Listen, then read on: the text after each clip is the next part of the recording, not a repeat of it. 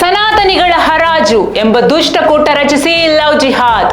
Jihadi Moin Khan arrest, ಭಯಾನಕ ಸಂಚು ಬಹಿರಂಗ.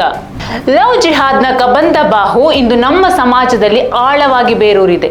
ವೃತ್ತಿಪರವಾಗಿ, ಕರಾರುವಕ್ಕಾಗಿ, ಸಂಘಟಿತವಾಗಿ ಲವ್ ಜಿಹಾದ್ ನಡೆಸಲಾಗುತ್ತಿದೆ.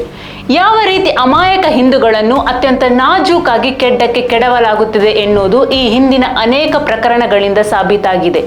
ಇದೀಗ ರಾಜಸ್ಥಾನದ ಕೋಟಾದಲ್ಲೂ ವ್ಯವಸ್ಥಿತ ಮಾದರಿಯ ಲವ್ ಜಿಹಾದ್ ದುಷ್ಟಕೂಟವನ್ನು ಹಿಂದೂ ಸಂಘಟನೆಯ ಕಾರ್ಯಕರ್ತರು ಭೇದಿಸಿ ಹಲವು ಭಯಾನಕ ಸಂಗತಿಗಳನ್ನು ಬಯಲಿಗೆಳೆದಿದ್ದಾರೆ. ಸನಾತನಿಯೋಂ ಕಿ ನಿಲಾಮಿ ಅಂದರೆ ಸನಾತನಿಗಳ ಹರಾಜು ಎಂಬರ್ಥದ ತಂಡ ರಚಿಸಿಕೊಂಡು ಹಿಂದೂ ಯುವತಿಯರನ್ನು ಮರಳು ಮಾಡುತ್ತಿದ್ದ ಮೊಯಿನ್ ಖಾನ್ ಎಂಬಾತ ಬಜರಂಗ ದಳದ ಕೈಗೆ ತಗಲಾಕೊಂಡು ತನ್ನೆಲ್ಲ ದುಷ್ಟ ಸಂಚನ್ನು ಈಗ ಬಹಿರಂಗಗೊಳಿಸಿದ್ದಾನೆ. ಈತನ ಮೊಬೈಲ್ನಲ್ಲಿ 40,000ಕ್ಕೂ ಅಧಿಕ ಅಶ್ಲೀಲ ವಿಡಿಯೋಗಳು ಪತ್ತೆಯಾಗಿರುವುದು ನಾಗರಿಕ ಸಮಾಜವನ್ನೇ ತಲೆ ತಗ್ಗಿಸುವಂತೆ ಮಾಡಿದೆ.